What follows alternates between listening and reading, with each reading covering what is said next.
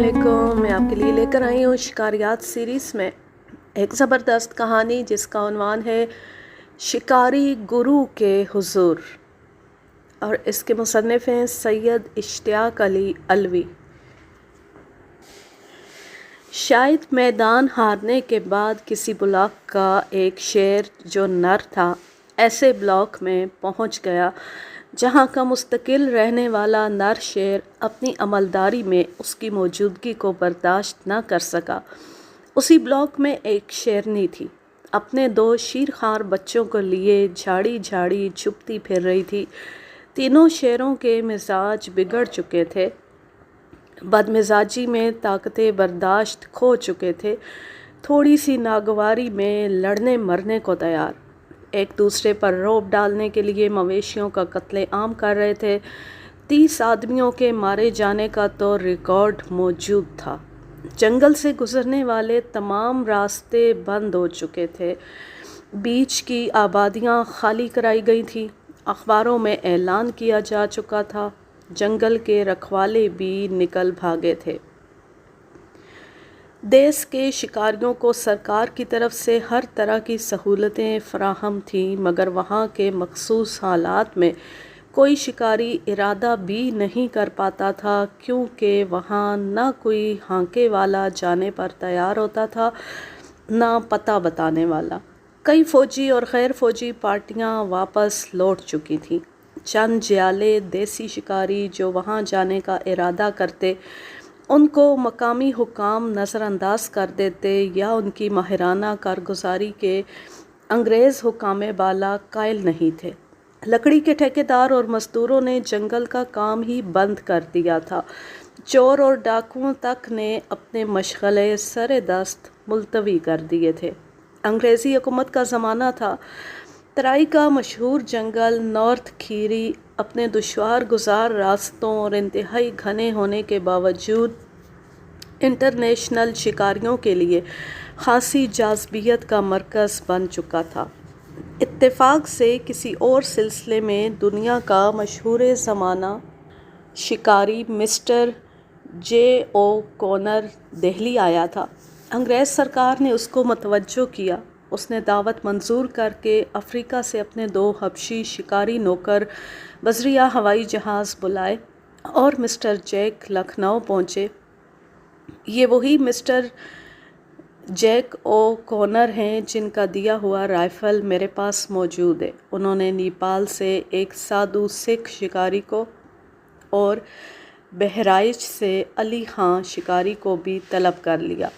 अगरचा ये दोनों शिकारी देहाती थे, मगर शेर की आदतों और शिकार करने के लिए उनको पहचानने और लाती लगाने के माहिर थे।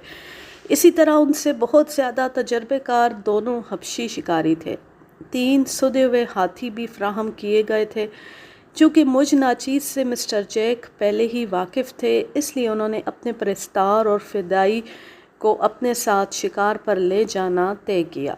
ज़ाहिर है इस माहौल में मेरी हैसियत शिकारी की तो नहीं थी, बल्कि एक शिकारी तालिबे इल्म से ज़्यादा नहीं थी, जो तरबियत के हुसूल की जस्तजू में अपने गुरु की बारगाह में हाज़री का शर्फ पा रहा हो, और जिसके फैज़ की शुआएँ इतनी रोशन हुई कि आज मैं उनका अक्स पेश कर रहा हूँ ताकि दूसरे भी फ़ायदा उठाएं। पूरी पार्टी शिकारगाह पहुंची तो पड़ाव पर ना कोई रईसाना ठाठ, ना कोई हलचल, ना हाथियों की सलामी, ना पड़ाव के स्टाफ की तरफ से आलीजा, अन्नदाता, जय महाराज के जयकारे सुनाई दिए। मिस्टर जैक ने जंगल पहुंचती शेरों की अलमदारी के हुदूद का नक्शा जंगल के स्टाफ से तलब किया, जिस पर नदी नाले, पुल, घाट, रास्ते, टीले, नशेब और मैदान और घने टुकड़े दिखाई गए थे। चाय पीने के दौरान भी मिस्टर जैक की नज़रें नक्शे का मुआयना कर रही थीं। थोड़ी देर बाद उन्होंने अपनी बंदूकें मंगाईं और 375 मैगम, 465 और कई एक राइफ़लों के निशाने टारगेट पर टेस्ट किए। दूरबीनी साइट निकाल दी, हाथियों के महावतों से हाथियों की बाबत पूछा और फिर मुझसे बातों में मसरूफ़ हो गए। انہوں نے بتایا کہ وہ تفریحی شکار بہت کم ہی کھیلتے ہیں، مگر انہوں نے کہا کہ دھاری دار شیر کی طاقت، بہادری، شرافت، ذہانت اور خوبصورتی کے وہ عاشق ہیں اور اس کی بادشاہت کا وہ احترام کرتے ہیں۔ گو کہ انہیں دھاری دار شیر کے مارنے کے چند ہی اتفاق ہوئے اور اس موقع پر وہ چاہتے تھے کہ شیروں کے چند نادر موڈ وہ دیکھ لیتے جو بقول ان کے صرف خوش قسمت شکاریوں کو نصیب ہوتے ہیں۔ ان کا پروگرام تھا کہ پہلے اس شیر کو مار دیا جائے جو باہر سے گھس آیا ہے، پھر مقامی نر شیر کو مار دینا چاہیے تاکہ آدم خوری کا سلسلہ بند ہو اور شیرنی کے ساتھ اس کے بچوں کو بچایا جا سکے۔ رپورٹیں مل چکی تھی کہ کوئی شیر بندے پڈے کو مارتا نہیں ہے، شیرنی تو چھپی رہا کرتی ہے، مگر دونوں نر شیر ایک دوسرے کی تلاش میں سرگرداں رہتے ہیں۔ صبح سویرے سورج نکلنے سے 2 گھنٹے پہلے بہت خاموشی سے ایک ہاتھی پر مسٹر جیک مجھے ساتھ لے کر بیٹھے اور دوسرے 4 ہاتھیوں پر ان کے شکاری چلے۔ دنیا کے مشہور شکاری کی سادگی کی انتہا اس کے اس جملے پر ختم ہوتی ہے کہ اس نے بتایا کہ شکاری کے لوازمات میں بندوق، کارتوس اور پانی ہوتا ہے۔ شکاری وہ ہے جو شروع سے آخر تک اپنے ہی پلان کے بموجب شکار کھیلے، کسی دوسرے کا سہارا توجہ ہٹا لیتا ہے۔ ایسا بھروسہ اکثر مہلک بھی ہو جاتا ہے۔ افریقہ اور جنوبی امریکہ کے ناقابل عبور جنگلوں میں بھی وہ اکیلے یہ شکار کھیلتے رہے ہیں، ورنہ اس کی بھی ضرورت نہیں ہوتی تھی۔ بقول ان کے ہندوستان میں رئیسانہ شکار ہوتا ہے، شکاری صرف گولی چلاتا ہے۔ یہاں کے جنگل کا پہلا دورہ مسٹر جیک کر رہے تھے۔ ان کی عقابی نظریں اور جستجو سے بھرے انداز دور اور قریب، نازک اور باریک چیز کو بھی نوٹ کر کے ذہن میں محفوظ کر چکے تھے، اور وہی عالم ان کے حبشی شکاریوں کا تھا۔ مگر لمحے بھر کے لیے بھی نہ مسٹر جیک نے نہ کسی شکاری نوکر نے رائفل کا گھوڑا اتارا، نہ ہاتھ سے رائفل رکھا۔ میرا عجیب عالم تھا، شکار کی تلاش یا ان کے نشانوں کو کبھی دیکھتا اور زیادہ تر مسٹر جیک کے شکاری انداز اور طور طریقوں کو اتنے غور سے دیکھتا کہ کس طرح بندوق پکڑتے، اٹھاتے اور گھماتے، انگلیاں کہاں رہتی، نظریں کہاں جاتی۔ اس کے ساتھ ساتھ ان کی بروقت ہدایتوں کو ذہن میں بٹھاتا جو واپس لوٹ کر لکھتا رہتا۔ جس طرح پیر و مرشد کے حضور میں ان کا معتقد انہیں دیکھے جاتا ہے، اسی طرح مسٹر جیک کے انداز کو دیکھتے دیکھتے جی نہیں بھرتا تھا۔ میں نے دیکھا کہ مسٹر جیک اور ان کے حبشی شکاری گردن بار بار گھما کر ادھر ادھر دیکھتے، جدھر گردن گھمائی تو آنکھوں کو ان کے حلقے بھر کے اندر گھما کر سب کچھ دیکھ لیا، غیر ضروری طور پر بدن بھی نہ گھماتے۔ یہ ضرور دیکھا کہ جدھر ان کی نظر گئی ان کے ہاتھ رائفل کی نال کو اس طرف نشانے پر پہنچانے کے لیے بے قرار رہتے، سیفٹی پر انگوٹھا اور لبلبی کے پاس باڈی پر انگلی چپکی ہوئی۔ سویرے کا دھندلکا چھٹ چکا تھا، شیر کے پنجوں کے نشان نظر آ رہے تھے۔ ایک حبشی شکاری نے معائنہ کیا، پیمائش کی اور بتایا کہ شیرنی کے گزرنے کے بعد اسی جگہ سے ایک نر شیر گزرا تھا۔ حساب لگا کر بتایا کہ شیر کا سائز 9 فٹ 11 انچ ہوگا، ادھیڑ عمر ہے، بایاں اگلا پنجہ ایسا لچکا رکھتا ہے جیسے اس میں ہلکی چوٹ یا لچک ہو۔ شیرنی اوسط قد کی 9 عمر ہوگی۔ یہ سب باتیں ذہن میں محفوظ کر لی گئیں۔ کافی آگے بڑھ کر ایک نالے کی اتار میں مسٹر جیک کا ہاتھی بڑی احتیاط سے بدن کو سادے اترا ہی تھا کہ شیر بھیانک آواز میں ہررایا۔ ہاتھیوں کے قدم زمین میں گڑ گئے۔ میری نظر اس آواز کی سمت ابھی پہنچی بھی نہیں تھی کہ نظر کے سامنے سے مسٹر جیک کے رائفل کی نال عین اسی جگہ پر تن گئی جہاں سے آواز آئی تھی۔ شیر بہت گھنی جھاڑیوں میں تھا اور فوراً اندر ہی اندر ہٹ چکا تھا۔ میں نے غور کیا کہ نہ تو رائفل کا کندھا ان کی شانے پر ٹکا تھا اور نہ ان کا گال کندھے پر دباؤ دینے کے لیے رکھا تھا۔ ان کی جگہ ہم ہوتے یا ہماری طرح کے شکاری ہوتے تو ایسے لمحوں میں فائر کرنے کا ہر انداز پورا ہو چکا ہوتا۔ میں نے سوال پوچھ لیا کہ آپ کے فائر کرنے کا انداز ہم سے الگ کیوں ہے؟ انہوں نے سختی سے ہدایت کی، بندوق کا کندھا شانے پر اور گال کندھے پر، پہلے سے ہرگز ٹیکنا نہیں چاہیے، بلکہ ہاتھوں میں نال کو ایسے سنبھالے رکھنا چاہیے کہ دونوں ہاتھوں کی گرفت رائفل پر ٹھیک اسی جگہ رہے جہاں پر پکڑنے سے نشانہ آپ ہی آپ مل جایا کرتا، اور جب لبلبی دبانا ہو تبھی بندوق کا کندھا شانے کو چھوئے اور گال اپنا سہارا دے۔ دیکھنے والے کو ایسا لگے جیسے ایک ہی حرکت میں یہ سب کچھ ہو گیا، اور اگر پہلے سے بندوق کا کندھا شانے پر ٹیک لیا جائے اور گال کا دباؤ اس پر دینے کے بعد نشانہ ملایا جائے، پھر فائر کے لیے لبلبی دبائی جائے، تو فائر کے دھکے کا جھوٹا احساس زیادہ ہوگا، اور دھکے کے اس احساس سے فلنچنگ کا مرض لاگو ہو جائے گا۔ فلنچنگ کے معنی ہے فائر کے دھکے کے خوف سے فائر کرتے وقت شانے پیچھے ہٹ جانا۔ سوکھی نشانے بازی کے طریقوں سے ہمیشہ دلچسپی رکھنا چاہیے اور خیال رکھنا چاہیے کہ ہر بندوق کے لیے اس کا وزن اور لمبائی کے حساب سے ہاتھوں کی گرفت کرنے کی جگہ بدل جایا کرتی ہے۔ بندوق کو ہاتھ میں لیتی فرضی جگہ پر نشانہ ملا کر بار بار تصدیق کر لینا چاہیے کہ گرفت کی جگہ کہاں پر ہے۔ حبشی شکاریوں نے اب پتہ لگا لیا تھا کہ ہرانے والا شیر نہ تو شیرنی تھی، نہ ہی وہ شیر تھا جو تھوڑا لنگ کرتا تھا یعنی لنگڑاتا تھا، بلکہ تیسرا مقامی شیر ہو سکتا تھا جس کا سائز، وزن اور عمر اس نر شیر کے برابر ہوگی جو باہری شیر تھا۔ اب تینوں شیروں کی تفصیلات اور پنجوں کے نشان تصویر کی طرح زمین پر چھپ گئے تھے۔ ہاتھیوں پر چکر کاٹتے دن بھر گزر گیا۔ سخت محنت اور جفا کشی کی جاگتی مثال سامنے تھی۔ نہ کہیں سستانے کا سوال پیدا ہوا، نہ کھانے پینے کے لیے کہیں ٹھہر جانے کا خیال کسی کو آیا، نہ رئیسانہ ٹھاٹھ تھا کہ دوپہر کا کھانا لے کر گھوڑے پر سوار پڑاؤ سے چھوڑے جاتے، نہ شام کی چائے کے لیے ہرکارے چاروں طرف دوڑ جاتے کہ سرکار عالی جا بھوکے ہوں گے۔ حد یہ تھی کہ ساتھ میں موجود ہلکے ناشتے اور پانی کے لیے حکم یہ تھا کہ چلتے پھرتے میں کھا لیا جائے۔ میں نے مسٹر جیک سے پوچھا کہ آرام کرنے کا کوئی پروگرام آپ کی شکار میں نہیں ہوتا؟ مسکرا کر جواب دیا، آرام بہت ضروری چیز ہے، مگر کام روک کر کوئی معنی نہیں رکھتا۔ جفا کشی کے معنی شکار ہیں۔ اعصابی تھکاوٹ جب بھی محسوس ہو تو ساتھیوں کو بتا کر آنکھیں بند کر لینا چاہیے، اور جب تھکاوٹ دور ہو جائے تو پھر کام میں مشغول رہنا چاہیے، اور اگر جسمانی تھکاوٹ کی نوبت بار بار آ جاتی ہو تو سمجھ لینا چاہیے کہ صحت اور مزاج شکار کے لیے موزوں نہیں ہے۔ بقول مسٹر جیک او کونر کے، وہ خود سال کے 8-10 مہینے روزانہ شکار کے لیے گھوما پھرا کرتے تھے، اور افریقہ کی بدترین گرمی کے علاقوں سے لے کر پہاڑی سردی والے ملکوں میں بھی جسمانی تھکاوٹ انہیں محسوس نہیں ہوتی۔ صرف 10 دن کی مشق سے ہر آدمی دن بھر کی دوڑ دھوپ میں تھک جانے کے احساس پر قابو پا سکتا ہے۔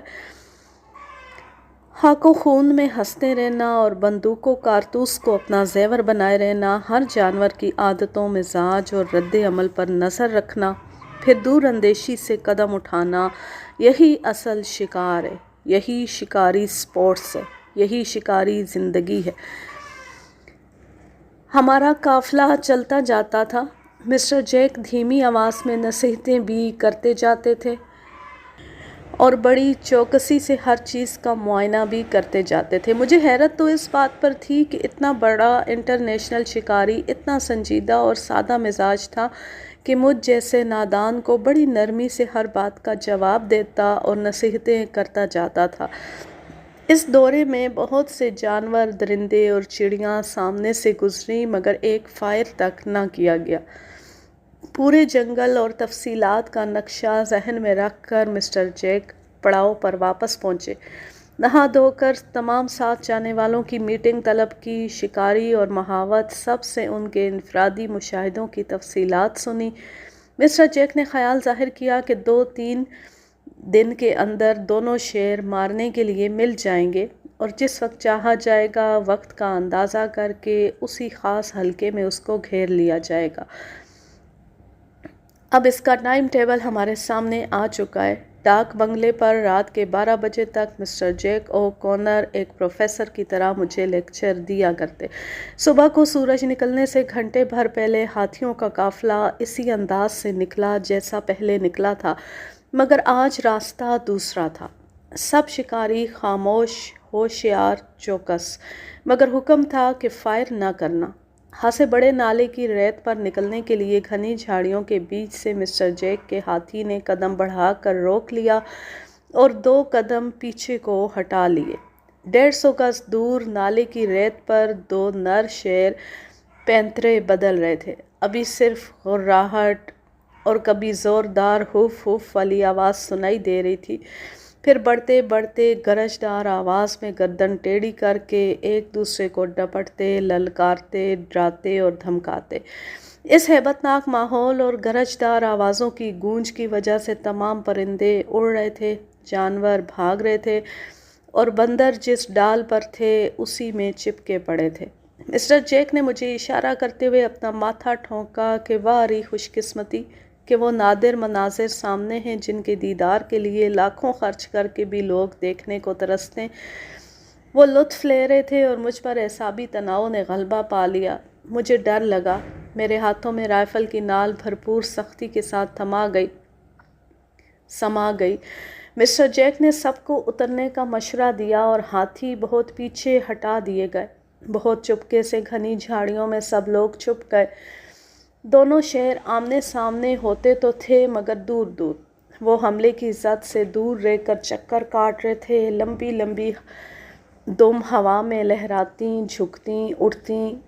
जब तेवर बदलते तो कान बुचिया कर, नाक बसूर कर, गर्दन आगे को लंबी करके झुक जाते और बायां अगला पैर आगे बढ़ाते, बदन को समेटते। इतना झुक जाने कि सीना ज़मीन को छूने लगता। बड़े हुए पंजे के खूंखार नाखन ज़मीन की रेत में पेवस्त होकर छुप जाते। गुस्से के मारे आँखों से शोले निकलते। मकामी शेर ने झुकाई देकर बाहरी शेर पर हमला कर दिया। गरजदार आवाज़ से आसमान फट पड़ा। कुछ लम्हों के लिए करख्त आवाज़ों की लहरें झाड़ी झाड़ी गूंजी। पंजे से पंजा टकराया, 2 थप्पड़ चले। किसी ने सर बचाकर दाव खाली दिया, किसी ने कमर लचका कर बदन को ऐसा झूला दिया कि वार खाली गया और लंबी दुम को लहरा कर बिगड़ता हुआ बदन का बैलेंस संभाला। पैंतरा बदला, फिर वार किया और बहुत से बाल नुच गए और नाखून घुस कर जो निकले तो खून जारी हो गया। अपना खून देखकर ताऊ का पारा और चढ़ गया। लड़ाई में गर्मी बढ़ गई और ताबड़तोड़ हमले और जवाबी हमले होने लगे। लड़ते लड़ते पूरे कद से खड़े हो जाते, नोचने, खसोटने और एक दूसरे की गर्दन पकड़ने की भरपूर कोशिश करते, मगर किसी का वार न चलता।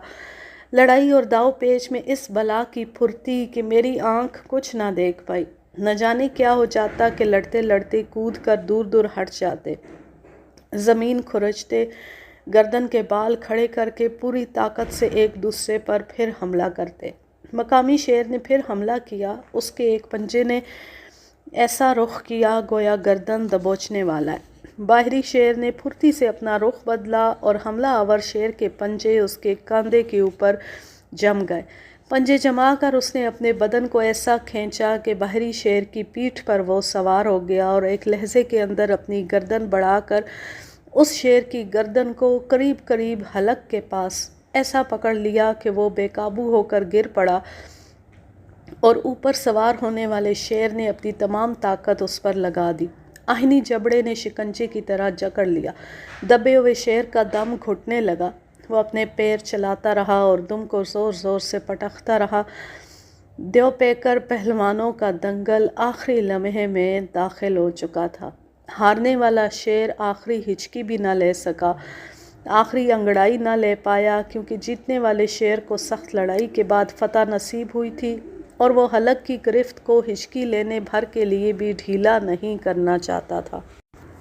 फातेह शेर को अपनी जीत का लुत्फ़ उठाने के लिए छोड़कर मिस्टर जैक पड़ाव पर वापस आ गए और रात में ख़याल ज़ाहिर किया कि जीतने वाला शेर अब पागलपन के दर्जे तक खूंखार हो जाएगा और बेदरेख इंसानी जाने लेगा, इसलिए कल ही उसको मार लेना चाहिए। सुबह सवेरे हाथियों का काफ़िला फिर निकला। नरकल के टुकड़े की तरफ जाते हुए खुले टुकड़े में खड़े चीतल बेचैन नज़र आए اور بے چینی کے انداز سے مسٹر جیک ہوشیار ہو گئے۔ اتنے میں نہ جانے کیوں چیتل بھاگے اور غضبناک آوازیں شیروں کی لڑائی کی آنے لگی۔ نرکل والے ٹکڑے کی طرف مسٹر جیک کا ہاتھی لپکا مگر اندر گھسنے پر آمادہ نہ ہوا۔ باوجود منع کرنے کے مسٹر جیک یہ کہتے ہوئے ہاتھی سے کودے کہ اس سمت نر شیر نے شیرنی کو داب ہی لیا۔